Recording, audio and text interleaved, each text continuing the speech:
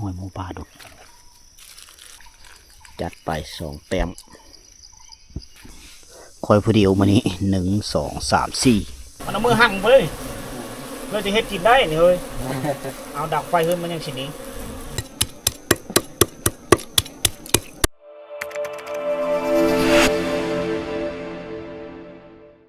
โอ้ตื่นแต่ดึกเนาะเด็กลูกเสาได้เคยไหมเห็นได้จ้ะเคยไหม4 โมงครึ่งนะโอ้ยเคยเก่าเลยแต่เป็นเพ่นพูนสบายดีย่ำเช้าๆทุกคนเลยเวลาตอนนี้4 โมงเช้าเนาะทีมงานเขาลุกมาแล้วแต่ก็นอนเกมตู่ได้สิออกไปหาอยู่หากินคือเก่าคือเดิมทุกคนนะบ่บ่นไปแล้วบ่บ่นเอารถจักรไปนะไปหาลัดเสาเบิ่งได้ปุ๊บตื่นแต่เช้าเบิดไก่แม่ลูกอ่อนบ่เตรียมโตลูกไก่น้อยบ่ลูกยังได้บ่ต้นนึงโตนี่แปลงแต่เช้านี่ก็ดิแปลงรถเป็นอย่างในเลยนี่ทะเนาะเนาะบดมาว่านนี่ใครแต่อยากเนาะมีเป็นเพื่อนเนาะห่างจากนี้ไปก็ประมาณมีฮอดหลักนะก็มีบอลสัญญาณอินเทอร์เน็ตจะได้ย่างหาเป็นบอลคนเอาเดี๋ยวเฮาไปหาอยู่หากินน้ำกันพูดแหละไปหาเฝ้ากลมไห่เก่านะตอนนี้เฮาก็ได้มาฮอดป่าเลยมาผู้เดียวไหมแยกทางกระบอกไก่ทีมงานขึ้นไปถึงคอยสิเฝ้ากระหอกลิ้นนกกินมาใหม่มีกุกนี่ดูมันสิเฮาประมาณ4 ซอยน่าจะมีนกเป่าหรือกระหอกมากิน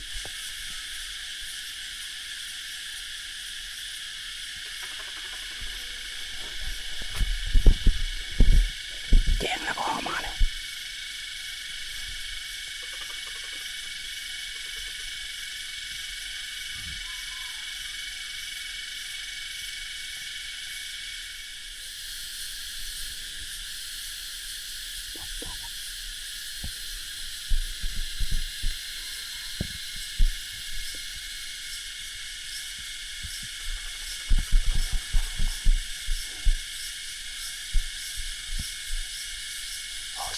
2 ตัว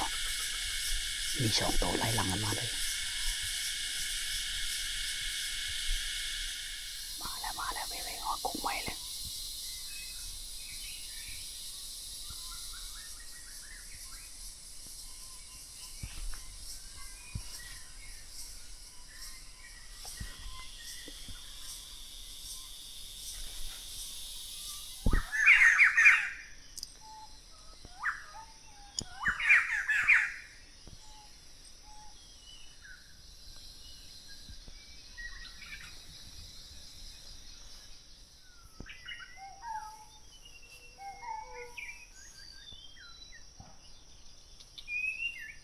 น้องยิงนี่แหละปั๊บ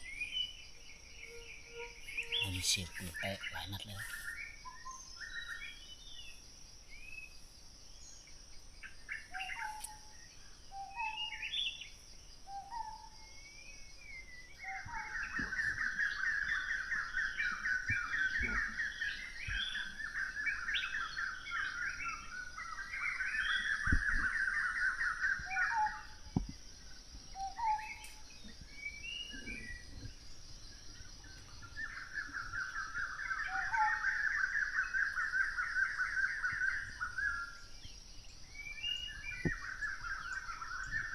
เหลืองมาแล้วนี่จะเป็นนกเหลืองนะ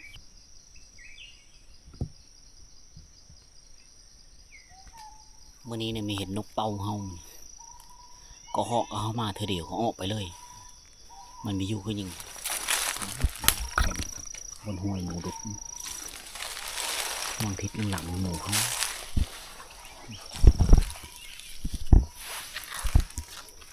ห้วยหมูป่าดุก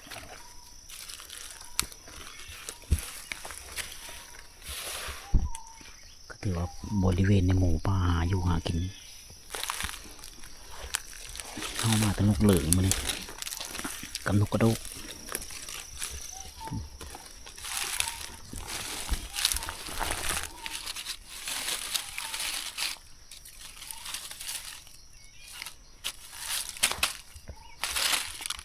นกน้อยนกเป๋ามาแล้วทุกคนนกเป๋านกเป๋ามันจะเป็นนกเขียวๆใหญ่ๆเข้ามา2 ตัวจุดสายแล้วมันจะเงาตัวเสาเมียวมันเข้ามาแต่2 ตัวนกเป๋านี่จะเป็นนกมิทันเยอะซะเลย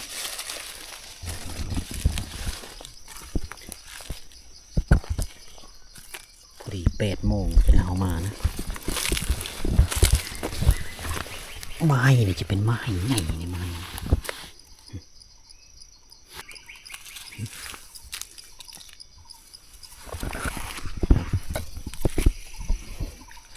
จัดไป2 แต้มอันนี้จะเป็นนกเหลืองตัวนี้จะเป็นนกเป่าคอยจะเฝ้าอยู่นี่ก่อนประมาณ9 โมง 10 โมงเช้าจากมือนะรอทาบางเธอมีไก่ป่าเอามาไก่ขวาเอามาส่วนหลายมันก็เป็น9 โมงหรือ 10 โมงไก่ขวาจะเอามากินหรือไก่ป่านะเอานางดักนี่ก่อนเดี๋ยวเฮือกมันจะเอามาแต้มมีแล้วทุกคนนะ จนสวยๆนะมันจะเอามาอันนี้จะเป็นกระเหาะ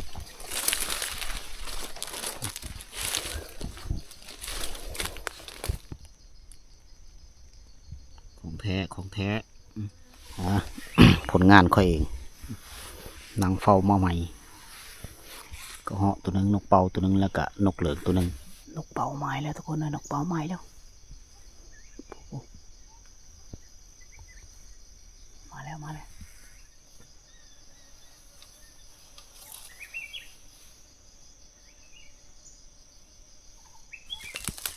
ได้แต้มไปแล้วทุกคนนะนกเป่าอีกแล้ว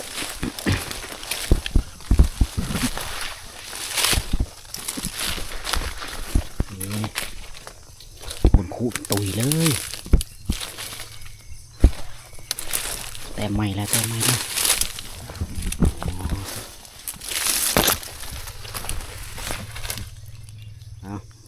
สรุปผลงานคอยผู้เดียวมานี้1 2 3 4กันเฮามีหาเขาก็ไม่ได้กินเอาซ้ำนี้พ่อก่อนทุกคนที่ได้เดินทางกลับก่อนบันหาที่พักหาทีมงานก่อนกับมานอยู่ทุกคนเลยมานพอได้อยู่ได้กินนะเราก็เริ่มหิวข้าวแล้วตอนนี้ก็เวลา8 โมงปลายๆเนี่ยกันไม่ทันสวยไปเลย9 โมง 10 โมงพอเราจะได้กินข้าวนะบางเทอก็11 โมงจะเป็นกินข้าวเช้ากับแล้วข้าวเที่ยงเลยนะเพราะว่าหลังจากนั้นก็พวกเขาก็พักผ่อนแล้วก็ไปหาร้านแรกนี่ก็ประมาณ7-8 โมงคืนสิได้กินข้าวอีนะในการมาป่าเนี่ยเราจะได้กินข้าว2 ถือจะเราจะเฮ็ดไม่ได้เพราะว่าถ้าว่าเยอะกินข้าว3 คาบตรงเวลานะเป็นไปไม่ได้นะเพราะว่าเราได้เสาะอยู่หากินก่อนนะเอามาลัดเสาตั้งแต่5 โมงเสาร์นะ4 โมง 5 โมงตอนนี้ก็8 โมงคือจะครึ่งแล้วมากกับบอกไก่เด้แล้วก็ทีมงานอีกคนนึงไปแล้วคอยเฝ้ากงหัวไหมและอันสองทีมงาน2 คนละไปลัดพุ่นแหละแต่เขากลับก่อนหรือบุรุยังนะเห็นรถจักรบ่อนกายเมือง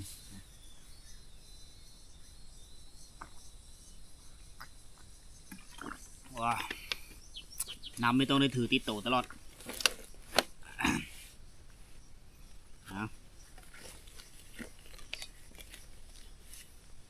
งานเล็กๆน้อยๆหาอยู่หากินสู้กันกินเป็นชิ้นแหละ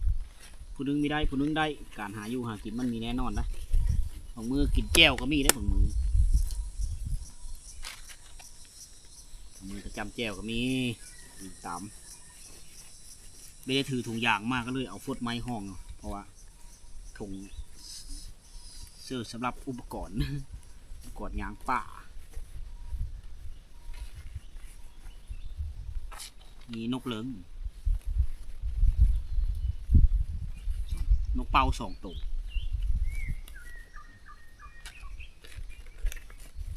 โอเคแล้วหากินใช่ไหมหาพ่อได้อยู่ได้กินพ่อ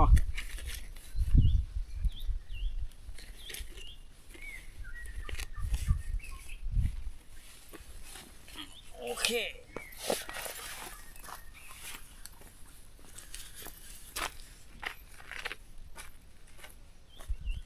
ป่าไม้แถวนี้สลัดเป็นเต็มไปด้วยยูพื้นนี่มีแต่ขี้หินด่านทั้งนั้นเลยเส้นทางไปนี่ก็จะเป็นเส้นทางรถไถเขาจะเอาไปมาๆแล้ว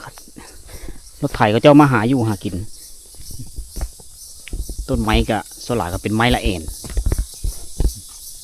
ไม้ละเอ็นหลายเป็นป่าอยู่แถวนั้นแม่นมันป่าไม้ละเอ็นต้นนี้ก็แม่นแต่ต้นนี้ยังน้อยอยู่นะไม้ละเอ็นนี่เป็น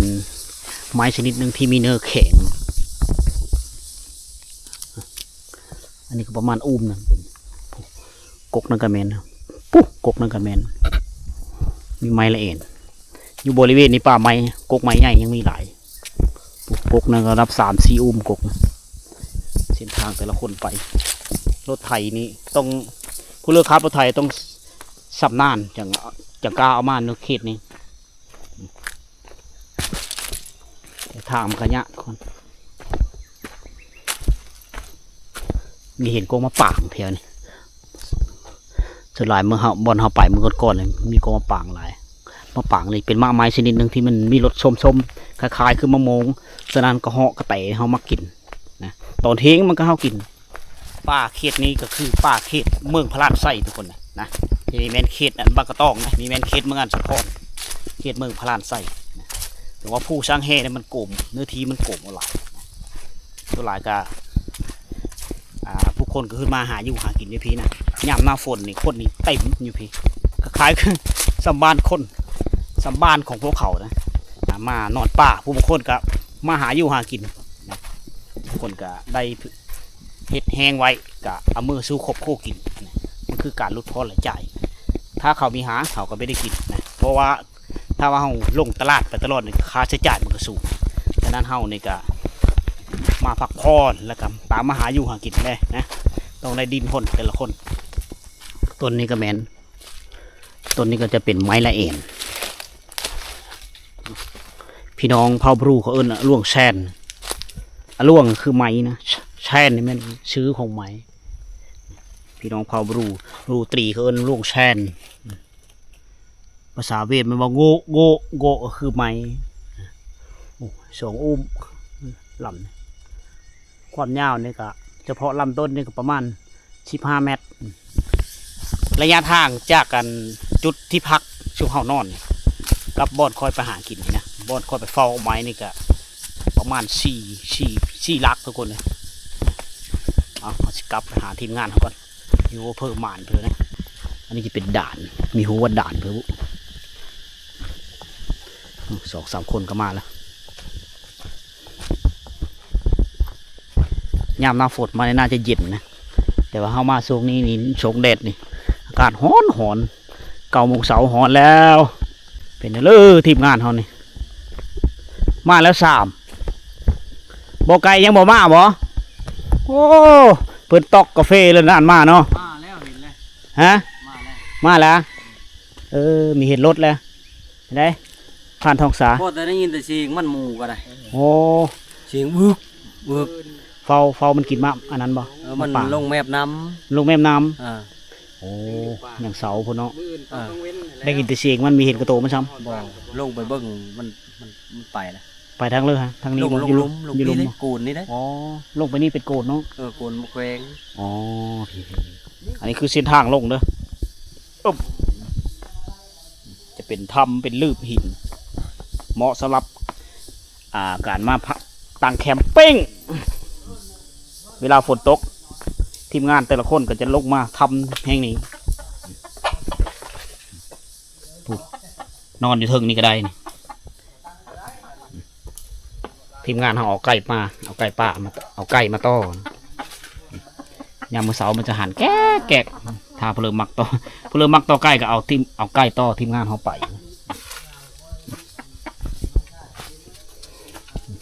จะเป็นผ่าน้ำย้อยเลยทุกคนย้อยปับผ่าน้ำย้อยทำนี่ก็เยอะเติบได้แต่ว่าคนนี่ก็เคยมาหาอยู่หากินหลายเลยล่ะนะบางคนกับทีมนึงมาบางเธอกับทีมนึงมาอันนี้คือยอดคอนแคนช่วงนี้มันมีท่านละเป็นยอดอ่อนมันเป็นยอดแก่เลยล่ะถ้าเป็นยอดอ่อนกินเลยอ๋อตัวมีแต่แม่พึ่งนึงหมดบ่อยนะเอาได้มันซักยาเฮ้ยได้พึ่งต่อยครับแล้วพอแห้งแล้วเนาะ ต้องบรรยากาศยามเช้าปลาแม่พึ่งเพลือปลายก็ได้นี่ต้องเสียงบิดเซลอยู่อันที่หนึ่งแล้วคือมันมาตอมกินน้ำนะนี่น้ำที่ญาติมาจากหน้าผานี่เพราะว่าฤดูนี้เป็นฤดูที่แห้งแล้งบรรดาแม่พึ่งก็จะมาตอบมาดูดเอาน้ำนี่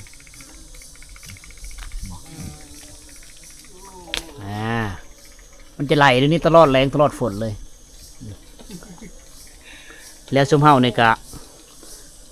มาเฮ็ดอยู่เฮ็ดกินอยู่นี่เอาระวังยันแมงเพิ่งตอดกันแล้วกันเด็กอาหารการกินเฮามื้อนี้ วัดชูดวัดท้าย จะเฮ็ดลาบนกหรือก้อยลาบไก่ก็แล้วแต่มัน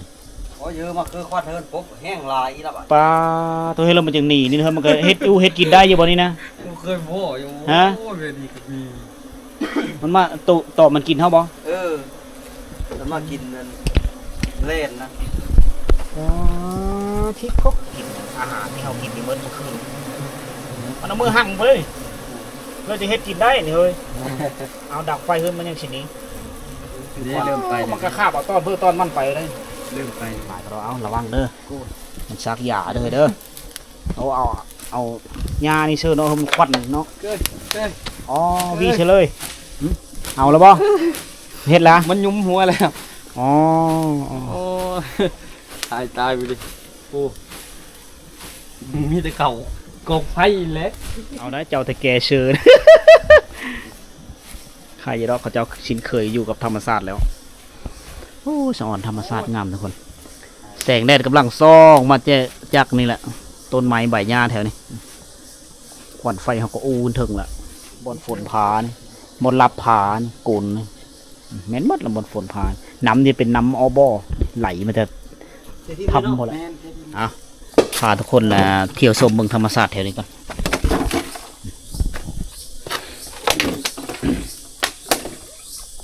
นี่ก็แม่นนะน้ำน้อยปรับเด้สังเกตเห็นแต่ป่ากระป๋องเขาเจ้าทีมงานเขาไม่มีมาถ้ามามาจะนอน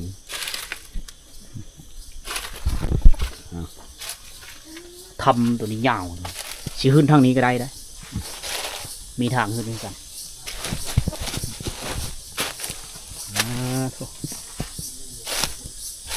มาใช้ชีวิตอยู่ในป่ามันมีความสุขอีกหนึ่งนี่ดิโอ้อันนี้เป็นถ้ำห้องนือมาเลยเป็นลึกเข้าไปเลยเวลาเฮามาเฮาก็สังเกตเบิ่งไกลๆเพราะว่าย่านงูสลายบรรดางูจะมาลีอยู่นี่ให้เลยนี่เกิดใกล้บ่อ๋อเกิดใกล้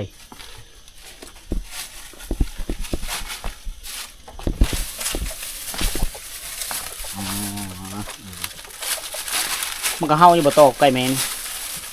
ไม่เช้าเนี่ยไม่ได้ถือไป มื้อเช้ามีถือเนาะผ่านมาเฮาเนาะ ผ่านมานั่นเลยเปิดเอ็มพีสามนะเขามาอยู่ อ๋อ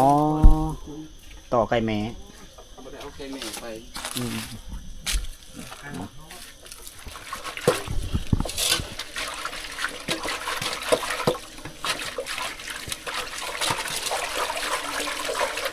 ได้กินแล้วมันก็ได้ขึ้นกินอยู่เทิงคุยแล้วอันนี้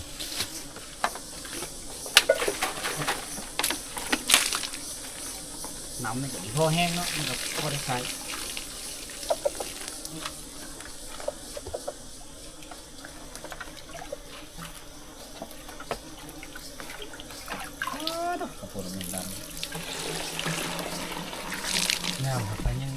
มาละบ่เฮ้ยมานบ่เนี่ยนั้นละบ่เฮ้ยอย่าเฮ้อกัดจำแจ้วได้มาละมามเถอะกะ เป็นเด็ดนี่จะเป็นนี่เนาะ ฮะ อ๋อจบในนอนเนาะ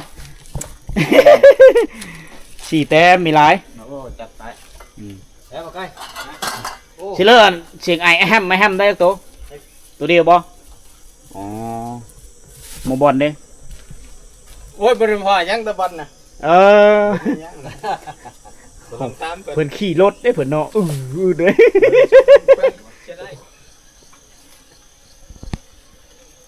จับผิดแขนอยู่เนาะ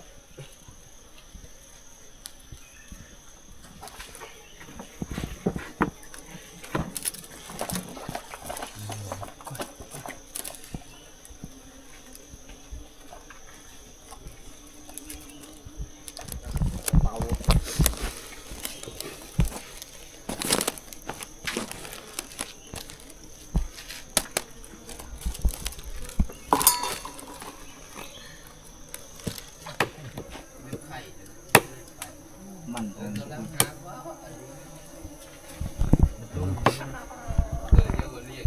ิ่นนี่ถนัดเฮ็ดกินเดินทางมาแต่ไกลเลยแต่แกงกระเบา ใช่ได้ต้อง ประเภทลาบประเภทแกง ไทยอื่นก็แตกมันดูมันออกก็ไม่บอกก็ไม่หาบังคับได้ นี่เฮ็ดกินข้าวแล้วเขาจะกินข้าวนะอย่างพาแน่ยังมีมาอยู่มีหัวไปลัดเสายังมีเห็นอยู่นะ เจ้าฮอดชื่อเลยแล้วพาแน่นะ นกเป้ากับนกเรืองนี่แหละ นกเป่าลงมา3ตัวเมนูลาบนกนั่นมันปิ้งไก่เนี่ยกับแกงอันนี้ก็คือผักกับลาบแหละเนาะเขาเอิ้นว่าต้นนกฮักด่านเนี่ยอยู่เนี่ยกินผักกับตามธรรมชาติมีอึดทุกคนเลยมาป่าเขาได้กินหลายสิ่งหลายอย่างเกิดตามป่าตามดงตามหินด่านต้นนกฮักด่านนะ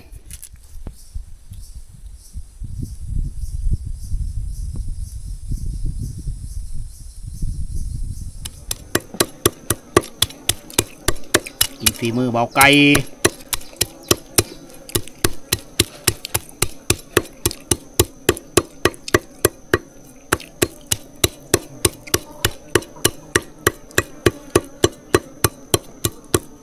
เมนูยังตัวนี้ ออมกระหอกชุบเลยได้ ก็เหาะตัวตุ้งๆครับบ่ แต่ว่าเฮามาเฮ็ดแบบนี้บ่ได้กินแบบนั้นได้ อ๋อ พอดีแซ่บนะหอมดี พอดีมันโน่เอาแล้วไปเมนูห หา นึง ก้อยอีกบาดเนี่ยก้อยกระหอก ก้อย ก้อยนก ก้อยนกลาบนก ลาบนกเป่า ลาบนกเป่ากับนกเหลือง ข้าวคั่ว แล้ เด้ วหักแล้ว ป่าทั้งข้าวคั่วทั้งหมกพริกก็ได้ใช่หักด้านนี้ก็ยังยกโปอยู่ เรียบร้อยแล้วบอกไก่ชิมก่อนละ ตั้งชื่อชัดวันนี้คน ชิม เฮา แบบใส่แต่ผักหอมนะ มันก็แซ่บอยู่ที แต่แซ่บอยู่ แซ่บสมยกโป้นะ อ๋อเราขาดหมกพริกกับอันนั้นเด้เอาไม้ฉบับนี่ เอาไหมบ่ เอาไม้ โย3เธอชิมสิอิ่มเลยแหละ เก็บกินข้าวทุกคนเลย ยอดโลด พานแอนมีท่านมาเฮาสิแบ่งไว้ให้เพิ่นเอาเรากินก่อน ชิมใหม่ได้ เพราะว่าทุกคนก็หิวข้าว นี่ทอง อ่ะ นี่ เกม น้ำมัน กินข้าวบาดนี่ คักเนาะข้าวเสาร์11 โมงเนาะบอกไก่เนาะ โอ้แน่นอน ในนี้คู่มื้อบ่มาปาน เอาใกล้เอาบ้งมาให้แบ่งอันนี้ แสดงว่ามื้อนึงกินข้าว2เธอ กินข้าวซองเสืออีกคำหนึงก็ต้องแรง ตอนแรกแล้วประมาณ7-8 โมงคืน แม่น เพื่อเฮ็ดอยู่เฮ็ดกินข้าวอิ่มถึงช่องก็พักพรนอนเอาแห้ง พรแล้วก็ ตอนบ่ายเลยไปต่อ ไปไหม ก็เลยบ่ เอาอันนี้แกงหอมก็หอม ออมกระหอก ตัวมันสีตุงๆยังอีกเมนูหนึ่งคือปิ้งไก่ผักกับหอมกับมีอึด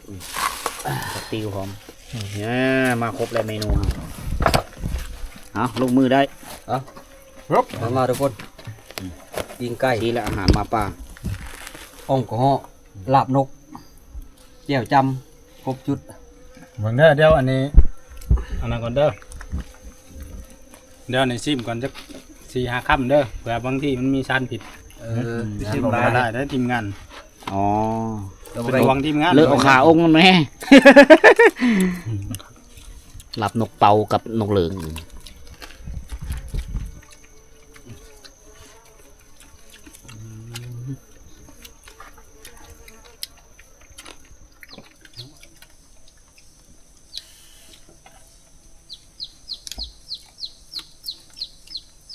อันนี้ว่าสิไก่ลูกมันบนนี้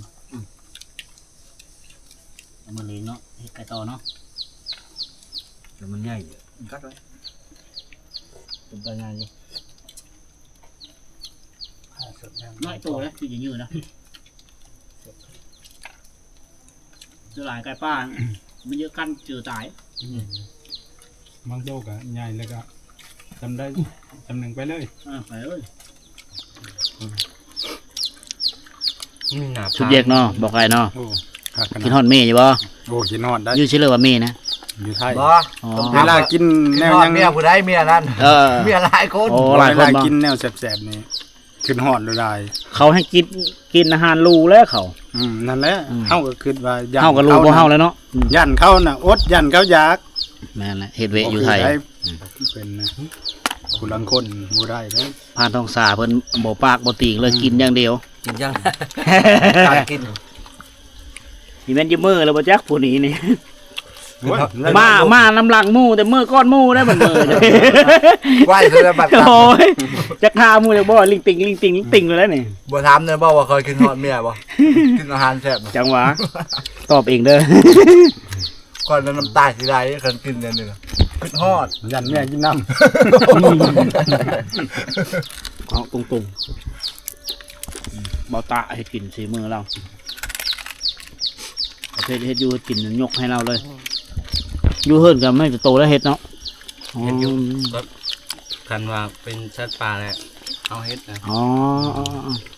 ปูเป็นป่าแล้วเฮ้ยแม่ แต่ว่าบ่ชำนาญนะ อืม เพิ่นมักของธรรมชาติ อ๋อถนัดที่สุดนะประเภทเฮ็ดกินของธรรมชาติ ำ ตุงมันนี่คือได้นงแอนตุง ในบ้านน้องชาเนี่ยมักที่สุดก็ประเภทพวกห้อยพวกหยังเลย อ๋อจูบล้น เจ้าเนี่ยอันตราย โหดเลยเนาะบ่ได้ปานนี้เลยงมมาง สี มมา โน่นั่นนึง มาบอลละแค่แม่นมักใกล้กับแค่แม่นใกล้กับมักหัวกับตีน ว่าสิ้นคักแล้ว บ่คันเบิ่นบ่ได้มาเวลากินข้าวน่ะจงไว้ให้เลย ตีนมันกับบัวเป็นมันได้ตีนกับบัวแมนได้ป่ะมัดตันอันนั้นมันแน่ พอตีน นั่นนี่โลด อ่า หากว่าเบาไก่มักในนี่แหละ หัวใกล้ก็จะว่าเอาแต่ขี้ศพมันนะ นั่นแหละ มักบ้านน่ะ